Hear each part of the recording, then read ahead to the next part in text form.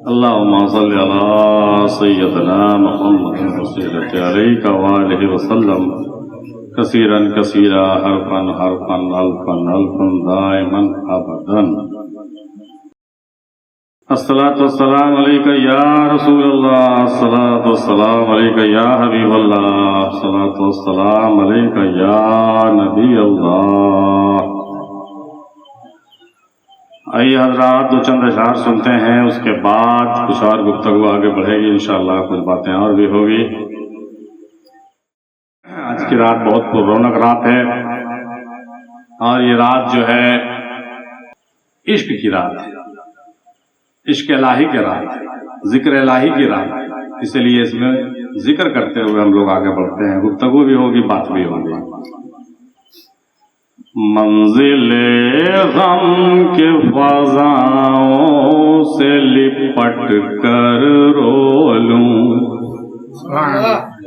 मंजिले गम की फज़ाओं से लिपट कर रो लूं, तेरे दामन की हवाओं से लिपट कर रो लूं, तेरे दामन के हवाओं से लिपट कर रो लूं।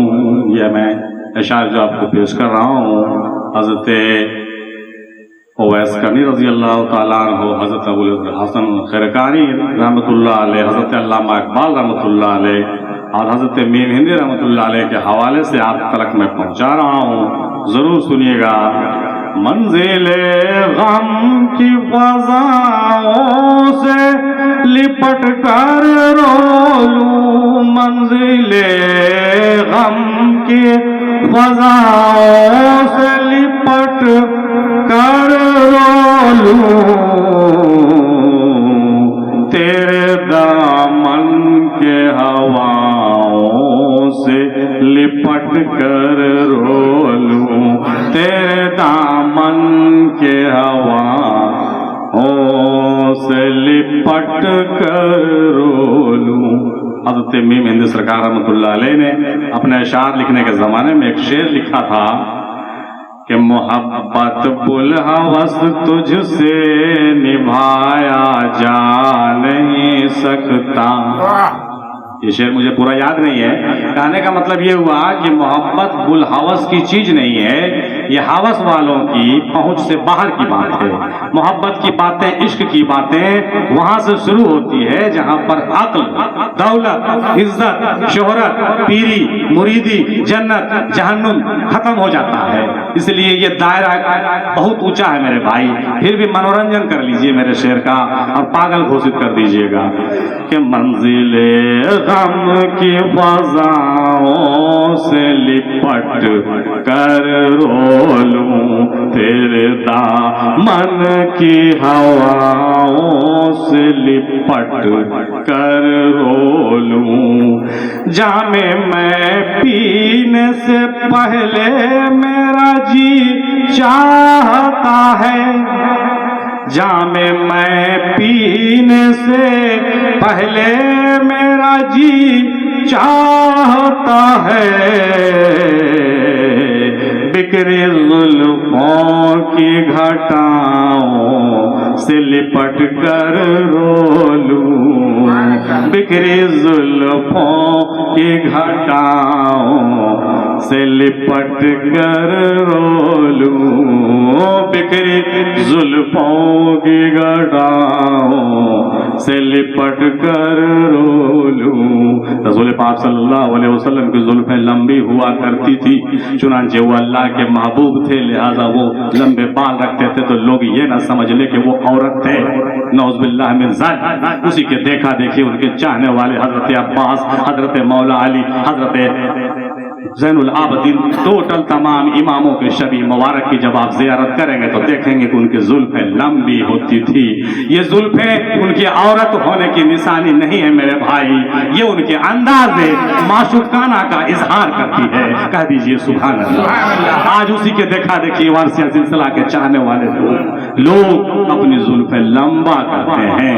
इसमें घबराने की बात नहीं है। हमको पसंद नहीं है, आपको पसंद नहीं है, हो सकता है कि वो जुल्फ़ उनके सरकार को पसंद आ जाए, तो क्या कीजिएगा। हम क्यों किसी को बुरा कहें, हम क्यों किसी पर भुला कहें। इसलिए जुल्फ़ों के कसीदे पढ़िए। अरे जामे मैं पीने से पहले मेरा जी चाहता है, बिखरी जुल्फों की घटाओं से लिपट कर रो लूं, बिखरी जुल्फों की घटाओं से लिपट कर रो लूं,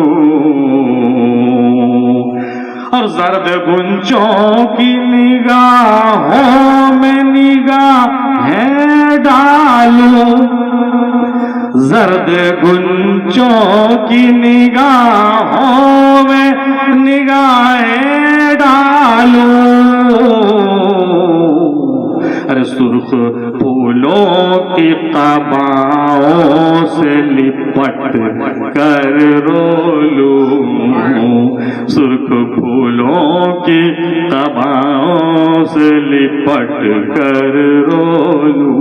मेरे अजीज दोस्तों, शायर लोग पागल होते हैं और शायरों पर क्या बीतती है ये आप नहीं समझ सकते हैं। एक सूरज जब उगता है हमारे लिए कुछ फर्क नहीं पड़ता, लेकिन एक शायर जब बैठा होता है उसके सामने जब सूरज उगता है तो अनगणित चीजें, अथाह चीजें उनके दिलो दिमाग से गुजर जाती है। वो कभी घटाओं में घूम जाता है, वो कभी अहबाब में घूम जाता है, कभी वो अपनी सियासत रियासत में घूम जाता है, कभी अपने घर में घूम जाता है, कभी अपने दीन में चौखटी लगाता है, सैर करता है, कभी दुनिया का सैर करता है, कभी महबूब के चेहरे से मिसाल देता हुआ उसका दीदार करता है। मेरे भाई, हम और आपकी बातें हजरत ने कहा अलग अलग होती हैं। एक आदमी पंखे चलने से हवा खाता है, एक आदमी इसी पंखे में लटक कर जान देते रहता है। मेरे भाई, वही पंखा उसके लिए मौत है, वही पंखा हमारे लिए जिंदगी है। ये अपने अपने सोच और अपने अपने बात की बात है। किसी से मत मिलाइएगा।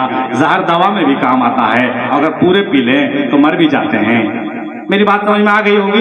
इसलिए शायरी जो है सबके बस का रोग नहीं है। शायरी खून जिगर का है लबालब सागर, शायरी खून जिगर का है लबालब सागर, किसी कम ज़र्फ़ के तफरीह का सामा तो नहीं, किसी कम ज़र्फ़ के तफरीह का सामा तो नहीं। इसीलिए शायर ने कहा कि जर्द गुंजों की निगाहों में निगाहें डालूं। आदमी से तो निगाह मिल नहीं रहा है, वो शायर क्या करता है, जर्द गुंजों में निगाह मिला रहा है। सुकूत लाल वो गुल से कलाम पैदा कर, खुदा अगर तुझे फितरत सनास दे तुझको, अल्लामा इकबाल कहते हैं, खुदा अगर दिल फितरत सनास दे तुझको, सुकूत लाल आए गुल से कलाम पैदा कर। मेरे अजीज दोस्तों, मतलब ये हुआ कि अगर तुम्हारे अंदर वो हसासियत आ जाए, वो सेंसिटिविटी आ जाए, वो अगर ज़ौक़ पैदा हो जाए, वो अगर कशफ पैदा हो जाए, वो अगर कहिए कि फरासत पैदा हो जाए, तो गुंचे जो खिल रहे हैं वो भी आपसे कलाम करेंगे। फूल जो खिल रहा है उससे भी आपको नसीहतें मिल जाएगी। और अगर आपका दिल पत्थर हो गया है तो रात भर आप स्टेज पर से मेरी भाषण सुन के चले जाइए, कुछ फर्क नहीं पड़ेगा मेरे भाई। आप फिर सुबह उठेंगे, गाना गाएंगे और काम करेंगे, मस्त रहेंगे। इसीलिए अपनी अपनी बात है। आने वाले तेरे, आने वाले तेरे रास्ते में बिछाऊं आंखें। फर्श तो बिछ नहीं रहा यार, आंख कैसे बिछेगा, फर्श तो बिछ नहीं रहा यार, आंख कैसे बिछेगा। हम लोग जब शादियों में जाते थे तो अभी भी कार्ड में छप के आता है कि आएंगे आप, मैं आपके लिए आंखें बिछा दूंगा, इस तरह के इशारे छपते हैं। अरे भाई, तो आंख कैसे बिछता है मेरे भाई। लोग तो यहाँ फर्श बिछाने के लिए तैयार नहीं, लोग तो यहाँ दरवाजा खोलने के लिए तैयार नहीं, लोग तो यहाँ पानी देने के लिए तैयार नहीं, लोग तो अपने घर बुलाने के लिए तैयार नहीं। आंख कैसे बिछाएंगे, जान कैसे देंगे और कब देंगे। वो कौन लोग थे जो आंखें बिछाया करते थे, वो कौन लोग थे जो जान दिया करते थे। अब उन्हें ढूंढ चरागे रुखे ज़ेबा। आने वाले तेरे रास्ते में बिछाऊं आंखें, अरे जाने वाले तेरे पाँव से लिपट कर रो लूं, जाने वालों तेरे पाँव से लिपट कर रो लूं, जाने वाले तेरे पाँव से लिपट कर रो लूं, और अपने मजरूह तक़द्दुस के सहारे अपने मजरूह तक़द्दुस के सहारे